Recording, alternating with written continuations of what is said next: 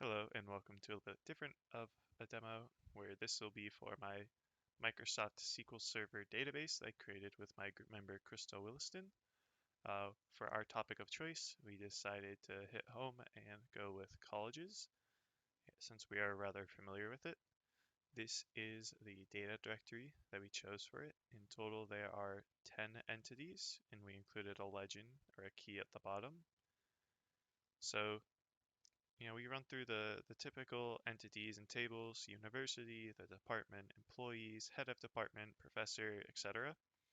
We keep track of all the different attributes, the contents, the spelled out name for each attribute, as well as the type, whether it be a number, a variable character, a character, etc., including the format and at times the range.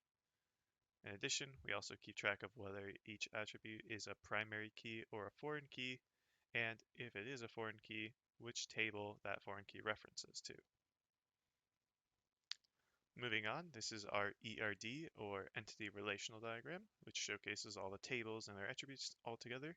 It also includes the business rules, including a tutor mentors with the in between of mentored. A tutor mentors a course is mentored by a tutor.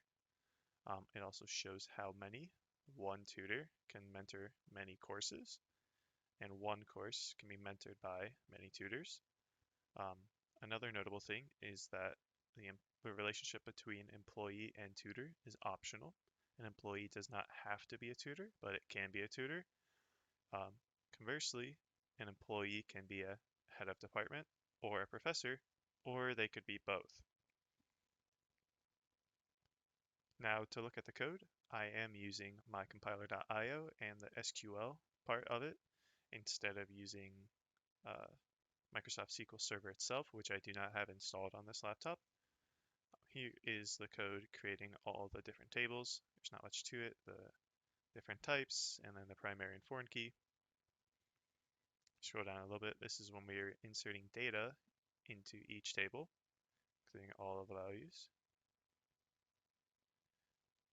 And finally, we have the different queries which pulls information from our tables. And if we were to run that, we will see the results of these queries.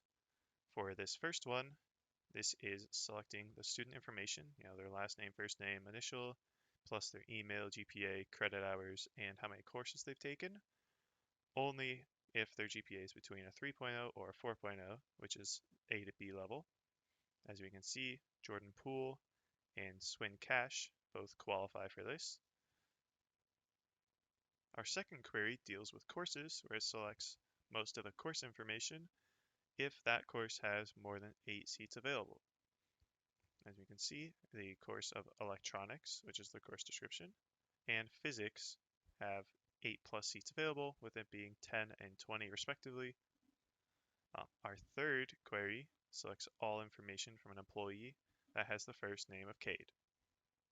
And no surprise, there's only one, and that is the employee number, the university number, and then their full name.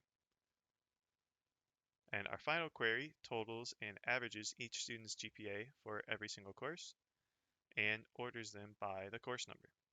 Now, we only implemented 3 different courses, so that is what we see here.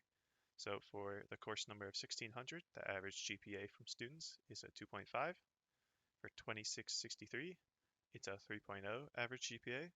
And for 3450, the average GPA was 3.33. That is the end of this demo, and thank you.